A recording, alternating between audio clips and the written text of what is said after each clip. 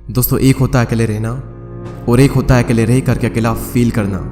भले ही हमारी टेक्नोलॉजी बहुत ही एडवांस हो चुकी हो, हम चांद तक क्यों ना पहुंच गए हो, लेकिन हमारा सबकॉन्शियस माइंड उस रफ्तार से डेवलप नहीं हो पाया है। उसे आज भी यही लगता है कि जिस तरह हमारे लिए पहले ग्रुप में रहना जरूरी था, क्योंकि अगर ग्रुप में नहीं रहेंगे तो जानवरों को शिकार नहीं कर पाएंगे, बल्कि खुद जानवरों का शिकार बन जाएंगे। और इसी वजह से हमारा ब्रेन आज भी अकेलेपन को डेंजर का साइन मानता है। साइंटिस्ट ने एक बार एक एक्सपेरिमेंट किया और उसमें लोगों से पूछा गया कि आप अपने नेगेटिव थॉट्स के साथ में 15 मिनट अकेले रहना पसंद करेंगे या फिर एक बिजली का झटका। और रिजल्ट जानकर आपको हैरानी होगी कि 67% मैन ने और 25% वुमेन ने बिजली के झटके को चुना। लोग खुद के साथ 15 मिनट अकेले नहीं रह सकते। जिन विचारों के साथ उन्हें पूरी जिंदगी बितानी है, उनके साथ वो 15 मिनट अकेले नहीं रह सकते। लेकिन हम यहाँ पर बात कर रहे हैं अकेले रहने की। जंगल का राजा शेर ज़्यादा टाइम अकेले रहना पसंद करता है। उसकी ज़िंदगी में ऐसी बहुत सी सिचुएशन आती है जहाँ पर उसे भेड़ियों का झुंड घेर लेता है। उस वक्त वो ना तो अकेला फील करता है और ना ही वो कमज़ोर फील करता है। उसे पता होता है कि इन सब के लिए तो मैं अकेला ही काफ़ी हूँ। और आप ये बात जान लो कि ग्रुप हमेशा फॉलोअर्स का होता है, लीडर अकेला ही लीड करता है। शेर अकेला किसी मजबूरी के कारण नहीं रहता, बल्कि वो अपनी चॉइस से अकेला रहता है। इस दुनिया के ज़्यादातर हाईली सक्सेसफुल लोग इंट्रोवर्ट हैं। इंट्रोवर्ट यानी कि वो लोग जिन्हें अकेले रहना पसंद होता है, जो लोगों में जाना पसंद नहीं करते।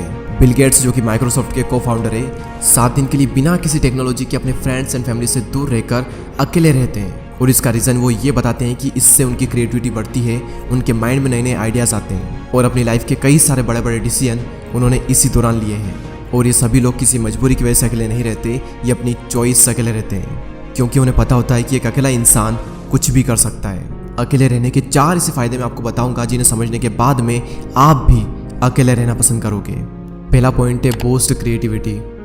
निकोला टेस्ला, जो कि एक महान वैज्ञानिक रह चुके हैं, जिसकी वजह से हमारे घर में इलेक्ट्रिसिटी आ रही है, जिनकी वजह से आज हम इतनी गर्मी में एसी एंड कूलर की हवा ले रहे हैं, जिन्होंने 300 से भी ज़्यादा इन्वेंशन किए हैं। उनका कहना यह है कि be alone that is the secret of invention, be alone that is when ideas are born. अकेले रहो क्योंकि यही वो समय है जहाँ पर आइडियाज़ पनपते हैं। अकेले रहो क्योंकि यही वो टाइम है जब इन्वेंशन होते हैं। निकोला टेस्ला जब खोज कर रहे थे तब उनके पास कोई भी ज़्यादा बड़ी टीम नहीं थी। उन्होंने ज़्यादातर जो इन्वेंशन है वो अकेले रहकर अपनी लैब में किए। और रिसर्च बताती है कि जब आप अकेले होते हो और कुछ भी नहीं कर रहे होते हो, तब आपके ब्रेन के DMN यानी कि डिफ़ॉल्ट मोड नेटवर्क में ज़्यादा एक्टिविटी होने लगती है। और इसी नेटवर्क की वजह से इंसान क्रिएटिव सोचता है, उसके ब्रेन में नए नए आइडियाज़ आते हैं। सर आइजैक न्यूटन को भी ग्रेविटी का आइडिया तब आया था जब वो अकेले एक एप्पल ट्री के नीचे बैठे थे। मेरे इस यूट्यूब चैनल पर इतनी सारी वीडियो है, इनमें से एक भी वीडियो ऐसी नहीं है जो कि मैंने किसी के साथ बैठकर बनाई हो। सारी वीडियोस के आइडिया मुझे अकेले में आए हैं और सभी वीडियो की स्क्रिप्ट मैंने अकेले बैठकर ही लिखी है। अगर मेरे साथ कोई है तो मैं कभी भी काम नहीं कर सकता। मुझे एकांत माहौल चाहिए क्रिएटिव सोचने के लिए। सेकंड पॉइंट है इंक्रीज्ड फोकस। जब आप अकेले रहोगे तो उन सभी लोगों से दूर रहोगे जो कि आपका ध्यान भटकाते हैं। आपका पूरा फोकस बस एक ही जगह पर रहेगा, आप चाह कर भी भटक नहीं सकते। आज से 4 साल पहले जब मैंने अपनी यूट्यूब जर्नी स्टार्ट की थी, तब मेरी लाइफ में सिर्फ 3 से 4 ही फ्रेंड थे और उनसे भी मेरा मिलना बहुत ही कम होता था। उस वक्त मैं ज़्यादातर टाइम अकेला ही रहता था और मुझे बहुत अच्छा लगता अकेले रहना, क्योंकि अकेले में मैं एक जोन में होता था।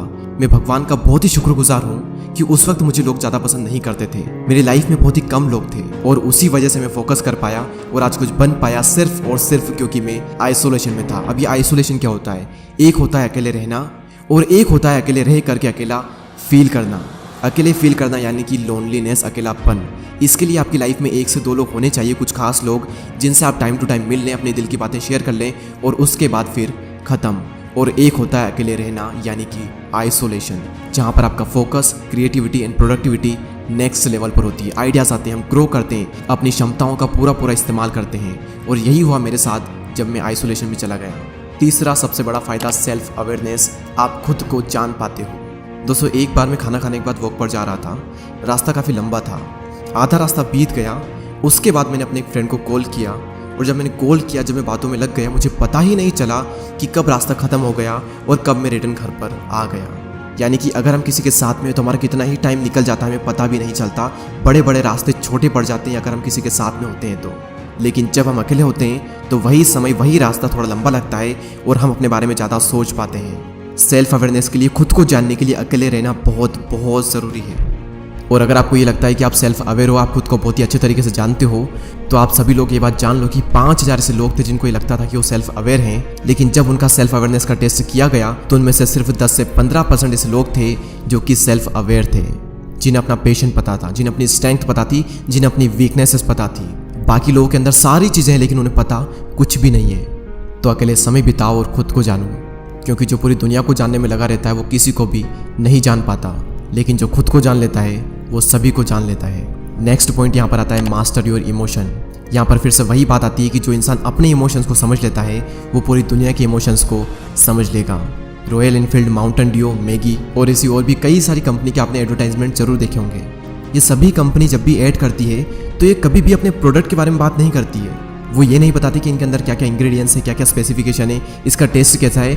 उनका सिर्फ एक मकसद होता है कि उस ऐड को वो लोगों के इमोशन के साथ में कनेक्ट कर दे, क्योंकि उन्हें पता है कि लोग इमोशनली ज़्यादा कनेक्ट होते हैं। अब सवाल यहाँ पर ये आता है कि ये जो मार्केटिंग कंपनीज है ये लोगों के इमोशन को समझ कैसे पाते हैं। सिंपल सा तरीका है कि ये लोग पहले खुद के इमोशन को समझते हैं, उसके बाद ये पूरी दुनिया के इमोशन को समझ जाते हैं। तो इन फ्यूचर में अगर आपको लोगों को इन्फ्लुएंस करना हो या फिर आपका कुछ भी ऐसा काम हो जहाँ पर आपको लोगों को इमोशनली कनेक्टेड करना हो, तो आपको खुद के इमोशन को मास्टर करना बहुत ज़रूरी है। और खुद के इमोशन को समझने के लिए आपको पहले खुद को समझना होगा, और खुद को समझने के लिए आपको अकेले रहना ही होगा। तो इसलिए अकेले रहें, एकांत में रहें और अपनी पूरी आत्मा एक काम में डाल दो। एक दिन लोग आपसे मिलने को तरस जाएंगे। दोस्तों इस वीडियो में इतना ही। अगर आपको ये वीडियो अच्छी लगती है तो लाइक करें एंड चैनल को सब्सक्राइब करके बेल आइकन को प्रेस करें। मैं आपसे मिलूंगा अगले वीडियो में, तब तक के लिए जय हिंद, जय भारत।